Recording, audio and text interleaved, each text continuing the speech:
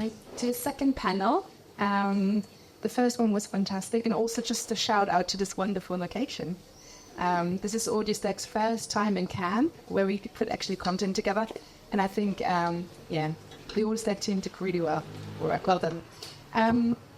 All right, the second panel is all about what's the future of addressable audio and connected TV. Now that we've heard about self-serve and audio, and we've got a very phenomenal panel list here.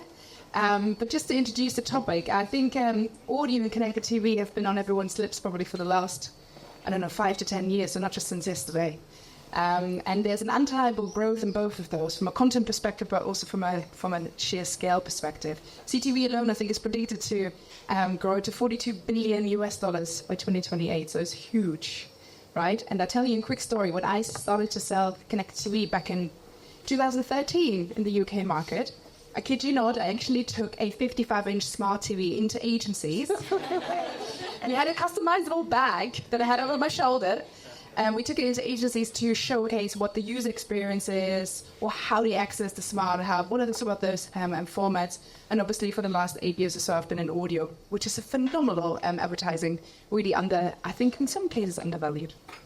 But of course, when you then add addressability into the mix, using data that's traditionally being used into the media targeting, but applying it to the creative storytelling and the experience, I think, in my personal opinion, you have a match made in heaven, really.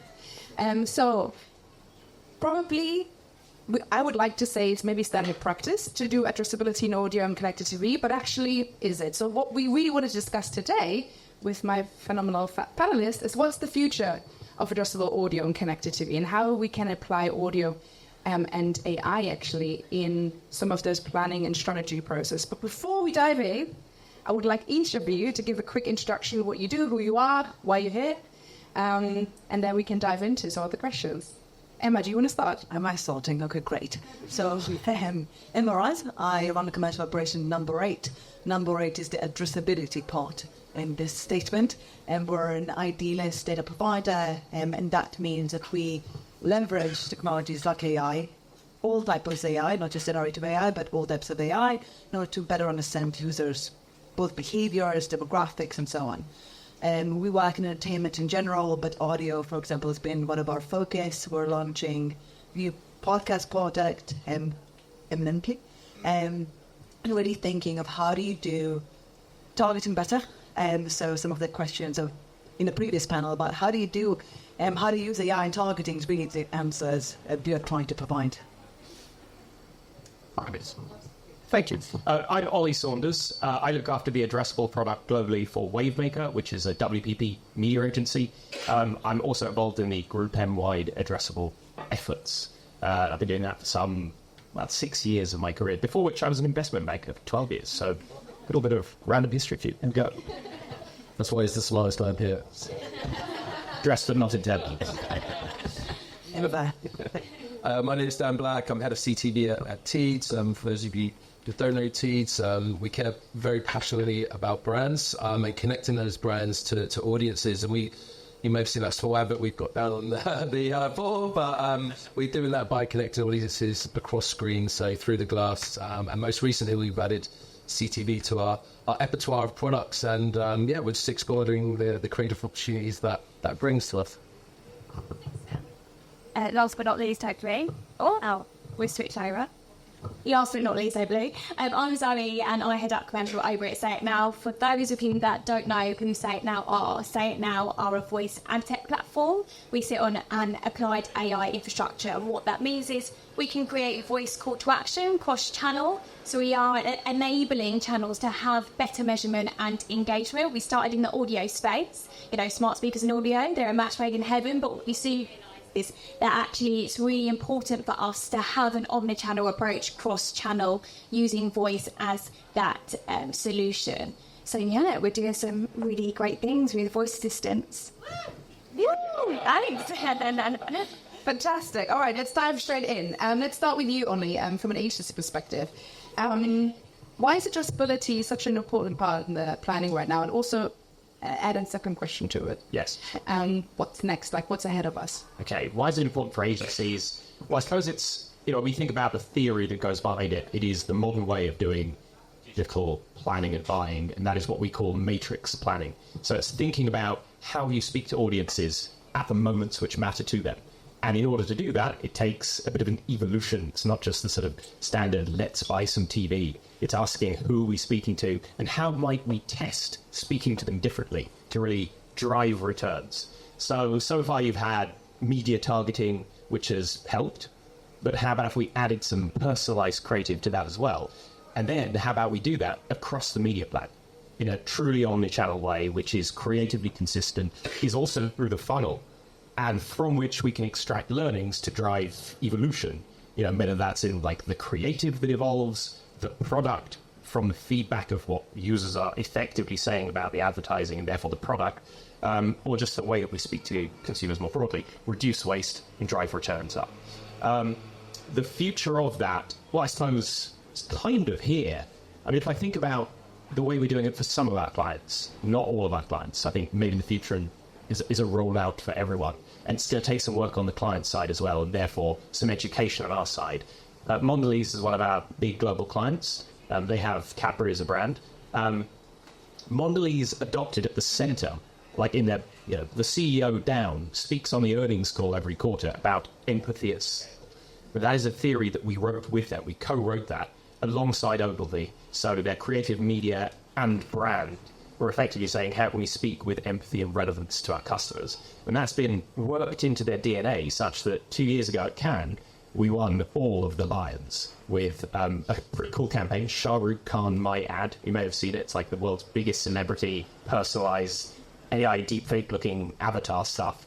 But then we won another one the next year. We're in for a couple more this year. Empathy at scale has become a real evolution for them of how they speak relevantly and drive returns and fame, etc.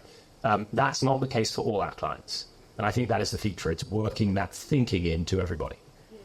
I really like the approach that you as a media entity or media holding company really look after like almost everything, right? Like from a creative perspective, but also technology perspective. I want to dive from a addressability into the creative format from a CTV perspective, Dan. Because I feel like connected TV is such a premium, versatile format, but obviously it has changed since I've took a smart TV into agencies to what it is. I know what to now. But what are some of the creative innovations that Teads and you guys do for your clients specifically? Just building on Ollie's point, it's really interesting because for me, when we think about CTV, it's very much about shared viewing experiences. So making sure we're the emphatic thing is making sure that we're catering for everyone and thinking about that audience. When we're able to scale that into mobile as well, we can start to be a lot more personalized right in that space because it's very much one-to-one kind of ad experiences. I think what we've been guilty of maybe on the ad tech side is very much focus on the data and the levers that we can pull to deliver CTV, but without thinking about the storytelling opportunities. And I think that's the nice thing about what you guys do from an audio space is actually we can take standard TV creative, which was built for TV, has to go through the ClearCast and all those regulatory kind of processes, and actually utilize that as a way to drive personalization, localization. A great example is some of the auto creative that we've been doing and being able to actually create signage for consumers to drive in to book test drives, for example. And we haven't been able to actually utilize that space in that way before. So that's really, really exciting from our point of view, for sure. Okay, so I almost like taking what is already exists but making it go further in some ways by adding perhaps some AI technologies on the top of it. Absolutely, and we've got certainly from the way that we're integrating CTV into our product stack, right? There's a huge amount of data that we can leverage within that space. Geo just being a small part of that, that data story and utilizing that to create that personalization, and it makes those ads more meaningful. It also means that so I was talking about previously in the last panel about the cost of creation of this stuff. Brands spend so much money on that TV hero asset. How do we make that work harder for the real estate that it's going to be served into? That's always been Teads' mission, from a from the delivery standpoint, but now for CTV. So yeah, it's almost like this conundrum between time, scale, and cost, right? And I think maybe AI can really solve that, right? You have the ability to drive costs down, but scale up and reduce time as well. It's just most important connecting to those audiences, right? You know, you're with the Say It Now technology as well, which is really, really interesting for me as well. It's just saying, okay, how do we have different conversations during different moments at different times of day, and recognizing what part of the journey that user is on and making sure that creative resonates with them, and being able to utilize AI in that space in real time is really exciting to tailor messaging. Brilliant. Let's stay with innovation. Chloe, I'd love to hear from you. What does addressability mean from a voice perspective? Yeah, I think addressability in voice is a huge topic, and I feel like voice is a real enabler of addressability when it comes to previously problematic channels, allowing for measurement and engagement. So if we think around addressability in kind of two different buckets here. So as Say It Now, we're really key on enabling that measurement in the broadcast space. So 16, maybe we can switch out. Thank you. And 60% of UK households have a smart speaker, and 90 million American households do. That's a huge number. Scale's really there. If you'd asked me 18 months ago, you know, what's voice? There was a few raised eyebrows, but now it's not what's voice, it's how do we use it. And I think that's very much the story with AI in this space. And if we have got these channels such as TV and broadcast radio without having an engageable, actionable format, you know, it begs the question, why are we running this creative without measuring performance? And voice is a really great way of having that call to action in those spaces, which pushes people to a measurable and engageable format. So when we're working with the likes of Unilever and Coca-Cola, they're coming to us with that challenge of really wanting to understand how we can not only create a format that lowers the barrier to entry when it comes to looking at lowers the barrier of entry at home, but also that we can actually measure. And then when we're thinking about, you know, the likes of CTV, so CTV having that shared viewing experience, how do we get engagement off the back of that, and how do we measure that performance? You know, having a QR code is not for everyone. I feel like a QR code is very much Marmite in our industry. Some people love it, some people hate it. It's here to stay. However, if some people aren't so favourable of this format, what is the alternative? And what we're doing is offering that voice call to action alternative on the CTV format. And from our early data, we're seeing voice actually outperform QR codes by 4 times, which is a really nice stat for us.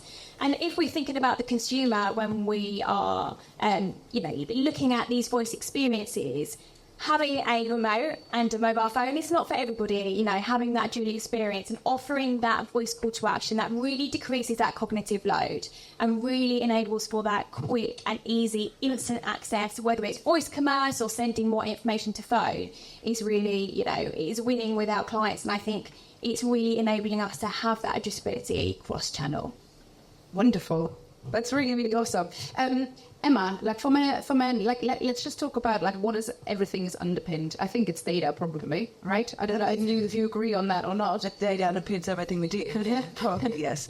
So I'm a great believer in telling better stories. My previous role, I did research, in behavioural research of how to make people change their behaviour.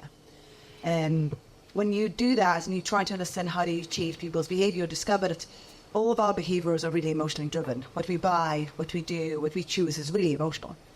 As some people know, I also am involved in films in some ways, and you also think about storytelling. So how do you tell better stories?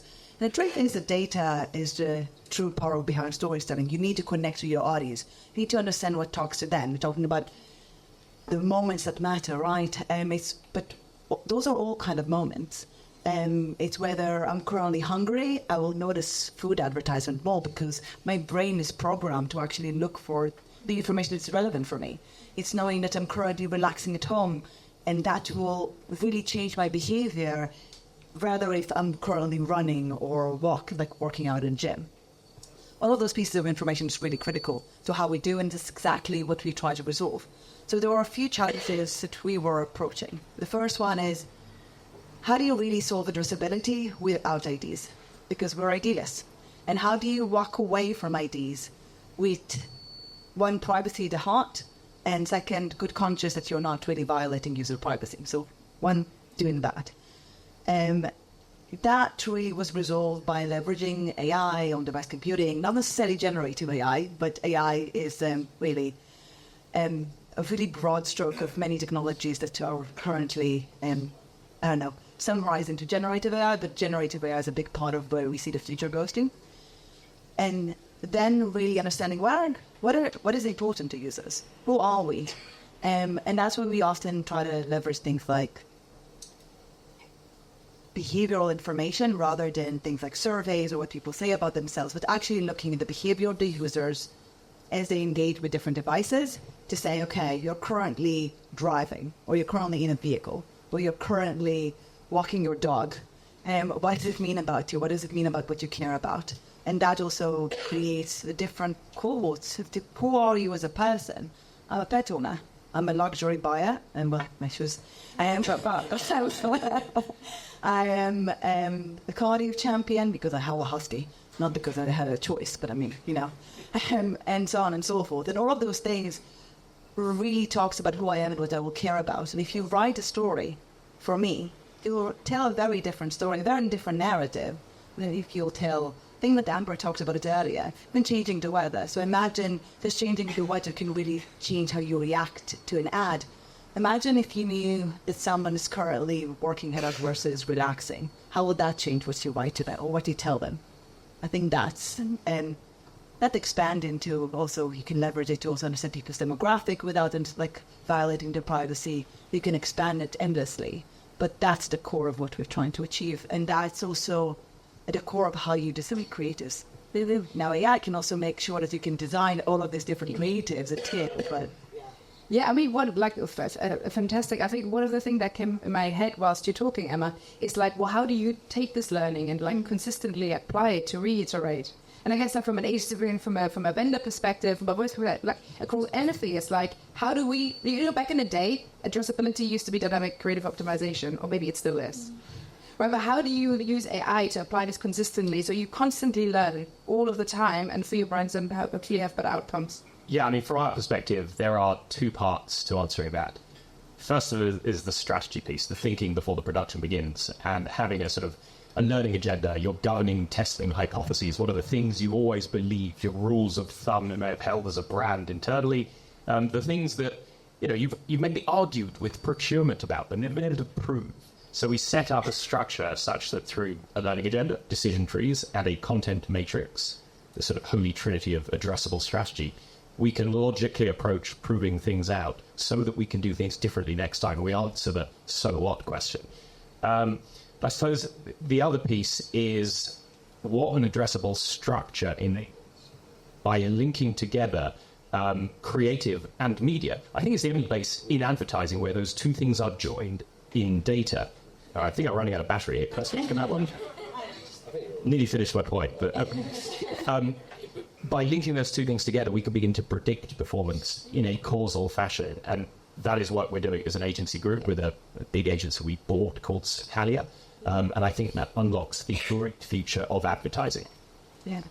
Just to add to Ollie's point, actually, I think there's a really interesting dynamic between data and creativity, and we have more and more clients that come into us saying, we want to be more creative, but we want to use data. How do we do that? And with voice really becoming that universal access point to the internet, there's all these pre-existing creatives that we have to work with, and how actually we repurpose them and working with Audiostack using their Sonic Cell that's the word I'm looking for. We are now enabling us to scale when it comes to reusing all of these creatives that we had across broadcast, or that we had across radio or digital audio. It really not only allows for us to be more creative, but it allows them to be more innovative, and it allows them to measure off the back of that as well. So it's a real iterative process, and there's that real virtuous circle, and working with tech like yours, it's amazing.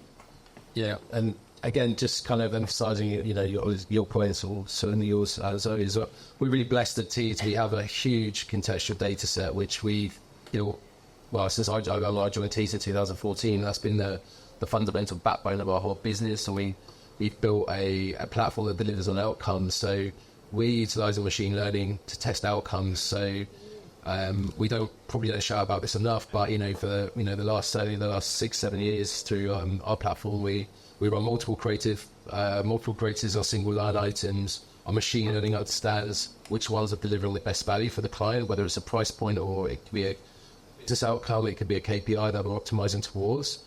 And the platform just does that, and we take those learnings and we can feed that back into the creative. So we do a lot of content pre-testing at Teads, which is quite a manual process for us at the moment.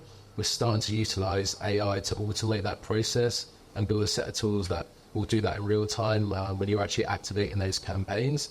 The cool thing about those contextual learnings, and just come back to your point as well, is like we can actually now, in addition to knowing that you've got amazing shoes and you own a dog, we also now understand what type of content you're actually consuming through CTV. And we're just launching an OmniGraph solution, which is an internal planning tool where we can identify what people are watching internally home versus what they're actually looking at online, and actually combine those two to build out a profile of an audience which we can then feed into our machine learning and scale out those audiences. I think the goal is to combine contextual eventually with behavior with everything else. So if you're looking at who I am the content I watch or listen to. I am the things, my behaviors, I'm all of these things combined. And when you can combine it together, and that's also research, for example, I have correlations of podcast consumptions and who people are. It's really fascinating. And then because you can learn and understand people much better, as I think a lot of the things we're trying to do, they can just generate data that we just were not able to get before. But sometimes we will see things in the machine, now there's a correlation, we just can't explain why the correlation exists. Sometimes there is an underlying explanation to why it exists, it's just we don't know it. But the goal is to kind of take otherwise meaningless data, like sensory data or random information in a bid request, which is not PII and it's not otherwise usable because my what is magnetometer minus 65 some point. Who's reading us? But but taking all of that and trying to say, okay, so actually you're indoor and you're currently stationary, and all of this information about what you're up to, which can be quite meaningful. How you leverage it, that's data. You can do everything with data, right? So but there is a whole range of activities and things that you could optimize with clean data. Then the goal is trying to say, okay, so we're removing IDs from the get-go, and even then trying to resolve issues like, so CTV, of course, a household. I mean, I think there's an echo, but I don't know what to do. There's a household. You can watch it as a joint experience, but you also have individuals watching. So how do you then understand who is actually watching? We talked about it a bit in the prep. And how do you understand, really you solve the CTV classic problem, who is actually watching the TV? And how do you solve it for podcasting? How do you solve it across multiple channels? And how do you do things smarter? While also privacy or the core of everything. Yeah, let's do it. I think that's why audio and CTV are such phenomenal channels and formats in a way, right? Because they really portray what your interests are. You're not going to watch or listen to something that you really don't like. And so, using that, I think, also as a dinner trigger, I think is quite cool. So I think we're all in agreement. Addressability and audio and CTV is phenomenal. Are there any things that we're not in agreement with? Are there any things that we can do better as an Appland industry? I'm sure there are, but do you have any? Yeah, I've got a view. I mean, being a media agency, I think we tend to focus quite a lot, our side of the industry, on the media and not that much on the beauty of the creative. And, I'm not an uncreative person, but I definitely struggle as well to think of, for example, an MPU, a banner, in terms of beauty. It doesn't soak the creative juices. So I think working in a sort of omni-channel approach that goes beyond the media and really probably brings the creative people into the fray much earlier, before necessarily the creative has been shot, to think addressable as an education piece so that they understand the context, the moment that matters, and they're not just thinking, okay, I'll shoot one TVC, and then we can work that into a banner. So that's one thing I wish we'd be better at. Finally, I actually did this exercise with my partner. So my partner is a film director. He does advertisement. And I asked him, so who is this to be for? You're doing the CV commercial, but who are you filming for? Who is your audience? What is the moment? What is the point here? So this is an exercise I'm doing in the brief response with him to try to understand. So this I actually do. And if I had to, one of the things I wish, I wish we would, one, allow ourselves to be a bit more adventurous. We tend to, like, I understand it's a tough few years for media, it's a bit scary, we don't want to make mistakes, we're afraid of messing up. We need to be a bit bolder and braver and allow ourselves to fail if we want to succeed, because making the safest choice doesn't really make you that much money. So May not always be the safest. I know. like, in the end of the day, I don't know, fortune favors the bold. So I think we all need to try more, test more, and not necessarily stick to how things have been done just because they've been done this way. They can be done better. They can be done new. Yeah, I'm kind of sticking on that train of thought, actually.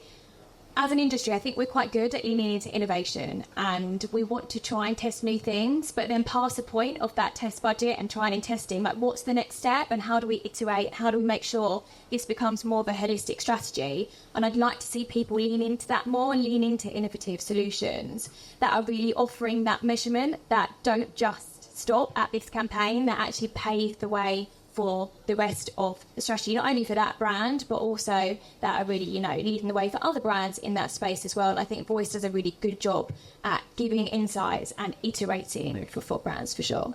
So yeah, be bolder. Yeah. Is anyone from a brand? Does anyone work on a brand specifically? Yeah. And I think we should all do a test together. yeah. For sure. So one thing, certainly from an AI perspective, I think about, is this actually going to serve a purpose? I mean, I'm more for testing everything, but what's the outcome that you're trying to deliver, and be mindful that, AI isn't necessarily sustainable in certain, certain parts of, what generative AI delivers, but think about what that is. But definitely, I just think this is such a good time to test. Certainly, if there were any brand marketers out there, we've just commissioned a report called CTV Pulse. More than welcome to download it here.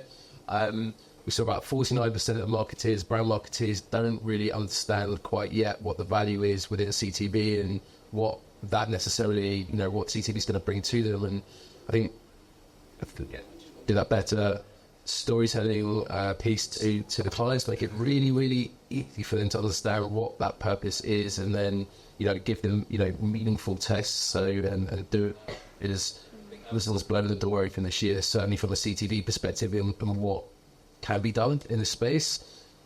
We can capitalise on that outside those, the big group really. So and try and utilise some of that wave really. And So tell better stories is also our advice to ourselves. Yeah. I think that will happen, like, this relevant in all areas, right? If you're selling it, if you're creating it, if you're buying it, you tell your price. Are there any questions burning questions in the audience? Yes. A comment and a question. First things first, I'd say it is sweaty, isn't it?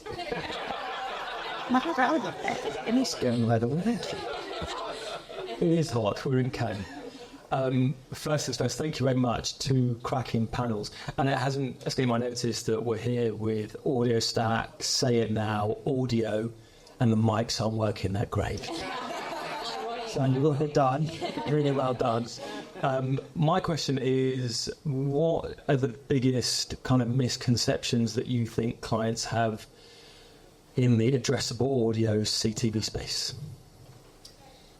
For me, I think, talking about audio specifically, that is no measurement. I think that is a myth that we can definitely bust. I think audio as a channel historically has been really, really hard to measure. But if you couple that with innovation and pushing people to a measurable format, such as a voice landing page, we can actually start to really build on that. And I think, audio, I agree with you, Silke, what you said at the beginning. I do think audio is an underutilised channel. I started my AdTech journey in the audio space. So it holds a strong place in my heart. And I do think, since the deprecation of the third-party cookie as well, we can now reach addressable audiences in that space. And I actually really think we'll be using audio more holistically in our plan. So that's my audio part.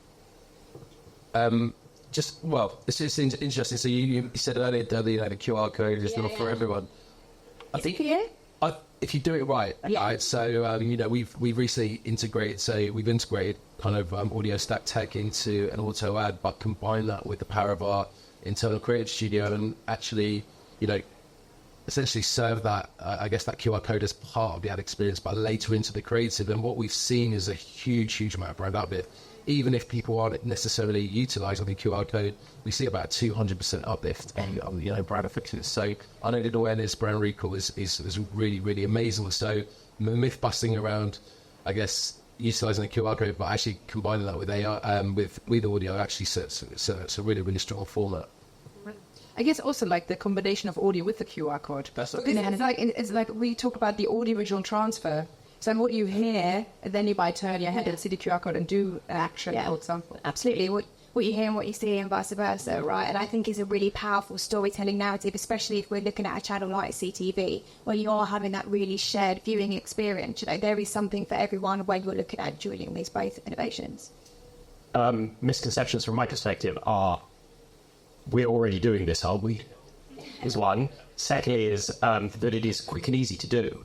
Like, actually takes a lot of skill, especially if you want to do it across media plans. And then the third one would be, well, we can see results week on week. Like, why is it happening now? Takes a bit of time. Like, and there's an investment up front in building templates and scaling out different variants, etc. You recoup that investment over time. And the more you lean into it, the more the marginal returns you get from doing it. So I'd say it's a mindset thing, really, which is education on our side. How would we? In general, I would say that's true actually across media, but that we need IDs, we rely on IDs, and we must have IDs to do addressability. We don't. It's just different solutions to solve the same problems. I would say that. Second, that we are already a lot more advanced. Like, we think that we're a lot more advanced than we are.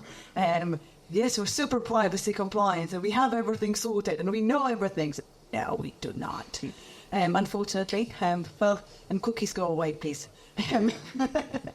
It's just, the sooner we start prepping, the sooner we actually do things, the better I think we're all going to be, because this limbo is not solving, it's not helping anyone.